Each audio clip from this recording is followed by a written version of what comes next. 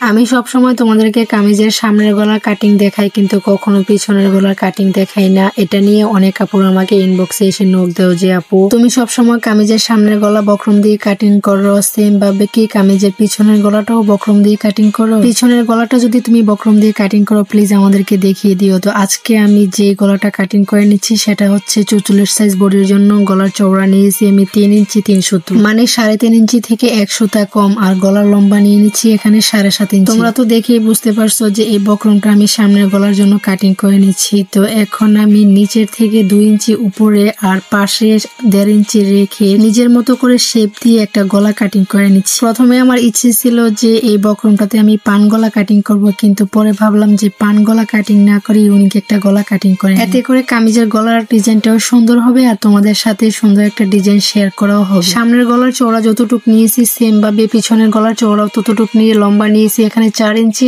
আর উপর নিচে বক্স তৈরি করে তারপর গোল গলার শেপে কাটিং করে নিলাম। অনেক আপুরাই বলো যে আপু সামনের গলা যদি আমি বক্রমের উপর কাটিং করি আর পিছনের গলাটা যদি শুধু কাপড়ের পট্টি দিয়ে করি তাহলে কি কিছু হবে? সেটা হচ্ছে একান্তই তোমার ইচ্ছে। তুমি যদি ফিনিশিং ভালো চাও তাহলে সামনে পিছনে 2 সাইডে বক্রম ইউজ করবে, আর যদি তুমি মনে করো যে না আমি শুধু সামনের ডিজাইনটাই বক্রম দিয়ে করব পিছনে খালি রাখবো, মানে পিছনের গলাটা বক্রম না দিয়ে শুধু কাপড়ের পট্টি দিয়ে করব, সেটা একান্তই তোমাদের ব্যক্তিগত ব্যাপার। আমি সবসময় তোমাদেরকে সামনের গলাটা দেখিয়ে থাকি, এই জন্য তোমরা হয়তো বা ভাবো যে পিছনের গলা আমি বক্রম ইউজ করি না। আসলে সবসময় পিছনের গলাও আমি বক্রম ইউজ করার চেষ্টা করি। বেশিরভাগ ক্ষেত্রে আমি সামনে পিছনে 2 জায়গায় ফিউজিংটা ইউজ করার চেষ্টা করি, কারণ এতে করে আমার কাছে মনে হয় ফিনিশিংটা ভালো আসে। অনেক সময় দেখা যায় কামিজের সাইড ফাড়া গুলো খুব সহজে ছিঁড়ে, তখন তোমরা চাইলে এভাবে সাইড ফাড়া একটু কাপড় দিয়ে পট্টি লাগিয়ে তারপর সেলাই করে নিতে পারো। এখন আমি যে কামিজটা সেলাই করতেছি এই কামিজের ফেব্রিকটা পুরোপুরি সুতি নয়, একটু কেমন যেন লিলেন টাইপের। আমার কাছে মনে হলো যে সাইড ফাড়াটা ছিঁড়ে যাওয়ার সম্ভাবনা থাকবে, তাই আমি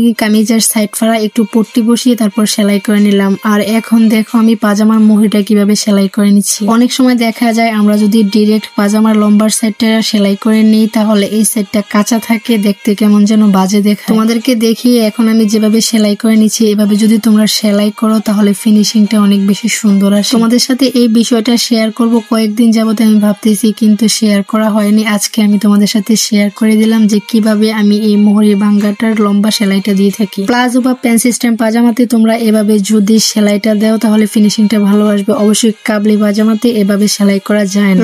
লম্বি সেলাই করার ডান এখন সেলাই করার পর আমি উল্টিয়ে নিচ্ছি, আর এখন দেখো ফিনিশিংটা কত বেশি সুন্দর আসছে।